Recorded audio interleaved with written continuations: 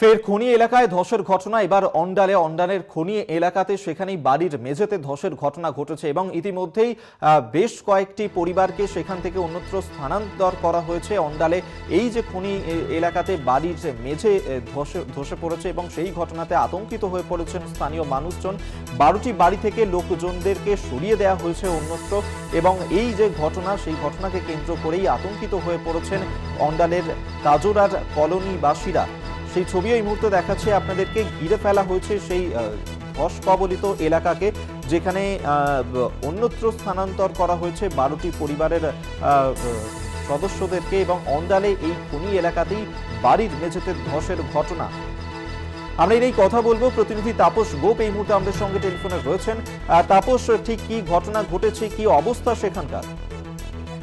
হ্যাঁ অভিক, গতকাল বিকেল 5টা নাগাদ এই ধসের ঘটনা ঘটে। ধসের ঘটনাতে আতঙ্ক ছড়িয়ে পড়ে সমগ্র এলাকায়।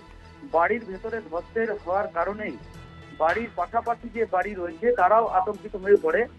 ঘটনাস্থলে পৌঁছে ইসিএল আধিকারিক, অন্ডাল বিডিও এবং প্রশাসন লেভেলের যে আধিকারিকরা রয়েছে তারা, এবং সেই যে অবস্থা দেখার পর ওই 12টি পরিবারকে রাতারাতি স্থানান্তরিত করা হয় একটা প্রাইমারি স্কুলে। এখন তারা ওখানেই রয়েছে। এখন যে মুহূর্ত, সেই মুহূর্তের মধ্যে দেখা যাচ্ছে ইসিএল এর যে সার্ভে টিম সার্ভে করে গেছে। আমাদের কাছে যে খবর রয়েছে, কিছুক্ষণের মধ্যে ঘটনাস্থলে পৌঁছাচ্ছে অন্ডাল বিডিও এবং ইসিএল এর যে উচ্চপদস্থ আধিকারিক রয়েছে তারা। অভিক, কিন্তু তাপস, এই যে ক্ষতিগ্রস্ত পরিবার যাদের বাড়িতে এইভাবে ধসের ঘটনা ঘটলো, তাদের কি দাবি, তাদের কি বক্তব্য?